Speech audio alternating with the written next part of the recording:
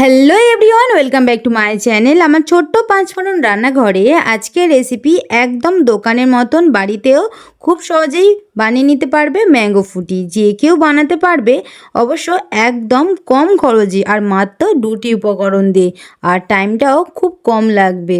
তাহলে চলো রেসিপিটা শুরু করি কথা না বলে। প্রথমেই আমি এখানে 3টে আম নিয়েছি, একটা কাঁচা আর 2টো একটু পাকা। তো প্রথমে সমস্ত আমগুলোকে আমি খোলা ছাড়িয়ে কেটে নেব। আর এখানে আমি কড়াতে 1 গ্লাসের মতন জল দিয়ে একটু গরম করে নেব। এখানে আমি কিন্তু এই হাফ কাঁচা যে আমটা ছিল ওই আমটা দিয়ে দিলাম, তারপর 2টো পাকা আম যে কেটে রেখেছিলাম দিয়ে দিলাম। এবার সমস্ত কিছু ভালো করে আমি একটু খুন্তি দিয়ে মিশিয়ে দেব আর খুব ভালো করে 5 থেকে 10 মিনিটের মতন একটু ফুটিয়ে নেব।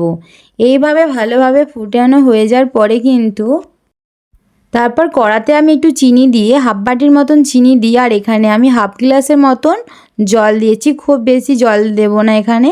তো চিনিটা যে আমি রসটা বানিয়ে নেব, খুব একটা ঘন বা খুব একটা পাতলা এরকম হবে না, কিন্তু এখানে চিনিতে অল্প পরিমাণে জল দিতে হবে। তোমরা দেখতেই পেয়েছো আমি ঠিক এখানে কতটা জল ব্যবহার করেছি। তারপর আমটাকে আমি ঠান্ডা করে দেব। ঠান্ডা করে নেওয়ার পর এখানে আমি মিক্সির মধ্যে দিয়ে দেব।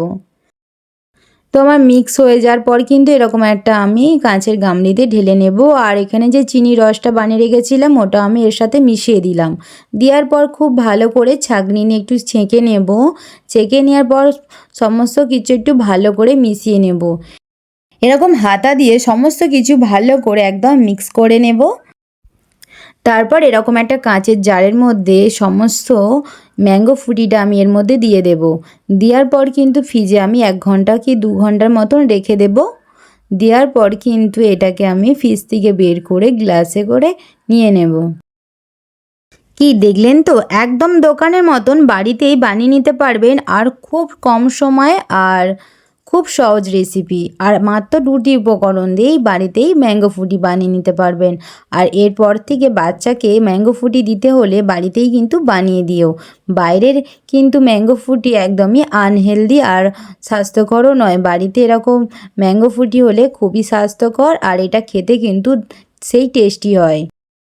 এখন কিন্তু প্রচুর আম পাওয়া যাচ্ছে, একবার হলেও কিন্তু এই ম্যাঙ্গো ফুটিটা বাড়িতে কিন্তু ট্রাই করবেন। আর এটা যদি একবার আপনি ট্রাই করেন, আপনি কিন্তু একবার খাওয়ার পর বারবার এটাই বানিয়ে খেতে ইচ্ছা করবেন।